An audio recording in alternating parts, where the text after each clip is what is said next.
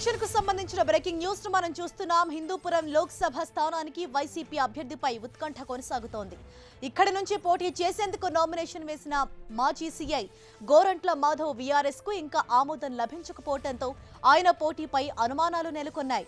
మరోవైపు ట్రిబ్యునల్ ఆదేశాలను సవాలు చేస్తూ హైకోర్టులో ఏపీ ప్రభుత్వం పిటిషన్ దాఖలు చేసింది.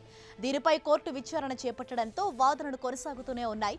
మాధవ్పై 2 ఛార్జ్ మెమోలు పెండింగ్ లో ఉన్నందునే వీఆర్ఎస్ కు ఆమోదం తెలపలేదని ఏపీ పోలీస్ శాఖ కోర్టుకు వివరించింది. అయితే నామినేషన్ల దాఖలకు ఇవాళ ఆఖరి రోజు కావడంతో ఉత్కంఠ నెలకొంది.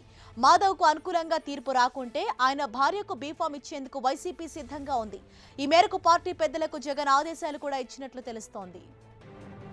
పూర్తి డీటెయిల్స్ మా కరెస్పాండెంట్ తిరుమల రావు మనకు అందిస్తారు. తిరుమల రావు,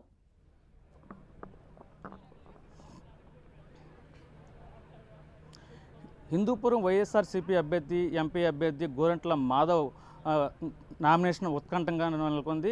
మరికొద్ది గంటల్లో నామినేషన్ ప్రక్రియ పూర్తి కావస్తున్నాయి. అయితే దీనికి సంబంధించి హిందూపురం ఎంపీ అభ్యర్థి ఎవరైతే ఉన్నారో గోరంట్ల మాధవ్ వీఆర్ఎస్ ద్వారా తన ఉద్యోగానికి రాజీనామా చేసి ట్రిపుల్కి వెళ్ళి తన ఉద్యోగాన్ని రాజీనామా ఆమోదించాలని చెప్పేసి ఆమోదించడం జరిగింది. అయితే దీనికి సంబంధించి హైకోర్టులో ఈరోజు ఏపీ ప్రభుత్వం పిటిషన్ దాఖలు చేయడం జరిగింది. ట్రిబ్యునల్ వాదనను మాధవ్ వాదనలు విన్నారు కానీ తమ వాదనలు వినలేదంటూ తమకు కూడా ఒక అవకాశం కల్పించాలంటూ హైకోర్టులో ఏపీ ప్రభుత్వం పిటిషన్ దాఖలు చేయడం జరిగింది. మరి కొద్ది గంటల నామినేషన్ ప్రక్రియ ముగించడంతో ఈ హిందూపురం వైసీపీ ఎంపీ అభ్యర్థి ఈ పోటీ అనేది ఉత్కంఠగా మారింది. దీనికి సంబంధించి ప్రధానంగా ఇప్పుడు వాదోపాదాలు హైకోర్టులో 4వ బెంచ్లో వాదోపాదాలు జరుగుతున్నాయి.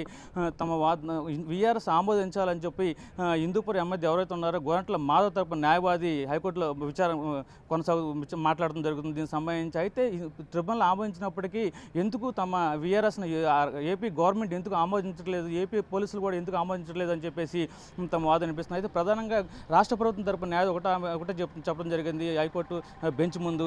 ఈ ట్రిబ్యునల్ ఏదైతే ఉందో గోరంట్ల మాధవ్ వాదనలే విన్నారు కానీ తమ వాదనలు వినలేదు. దానివల్ల మేము హైకోర్టులో పిటిషన్ దాఖలు చేసాం. తమ వాదనలు వింటే ఎలాంటి ప్రాబ్లమ్స్ ఉండవని చెప్పేసి ఏపీ ప్రభుత్వం తరపున న్యాయవాది అంటూ చెబుతుంది. ఇతని మీద గత రెండు సమయాల్లో 2 మెమోలు ఉండే. ఆ 2 మెమోలు ఉండటం వల్లే ఇతను వీఆర్ఎస్ ఆమోదం తెలపట్లేదని చెప్పేసి ఏదైతే ఉందో రాష్ట్ర ప్రభుత్వం తరపున న్యాయవాది హైకోర్టులో తన వాదన వినిపించడం జరుగుతుంది. Harsha. Right, thank you Tirumala Rao.